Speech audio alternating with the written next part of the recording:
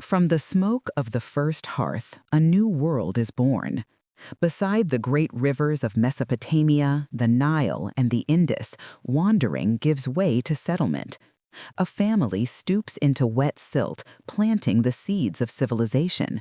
This simple act creates surplus, enough to feed not just farmers, but scribes and soldiers.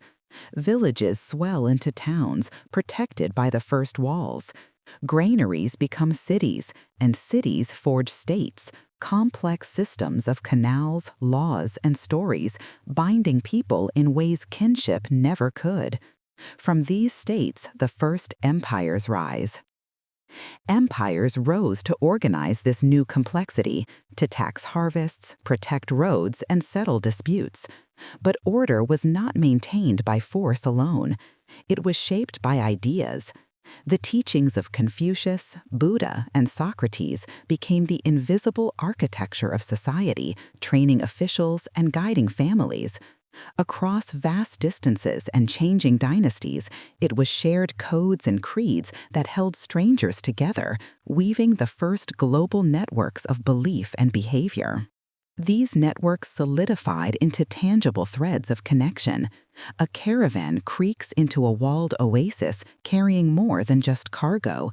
Along the Silk Roads and across the Indian Ocean, merchants swapped pepper for paper, silk for science. The compass and the rudder opened new sea lanes. But these connections carried a hidden cost. They moved germs as easily as goods. Around the year 1348, the Black Death traveled these same routes, a devastating reminder of shared vulnerability. Yet, even in collapse, the world did not shrink. Sails, silver, and cannon pushed these networks out across unknown oceans. The dawn of the 16th century rises over an Atlantic caravel, the air sharp with tar and salt. Worlds are about to collide. The descendants of those first farmers now faced a horizon their ancestors never knew. Across these oceanic highways, the Columbian Exchange moved crops, silver, and people, reshaping continents. Ideas, too, began to move with startling speed.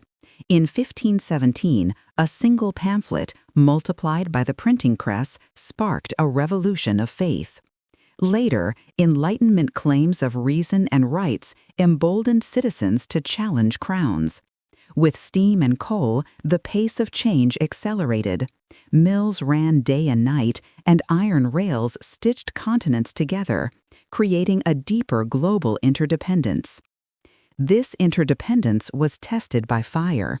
In 1914, the world plunged into war. By 1945, genocide and firestorms forced a global reckoning. A human rights charter was drafted even as a Cold War split the globe. The connections only grew faster. Computers shrank, the internet linked households, and human migration reshaped the very idea of community.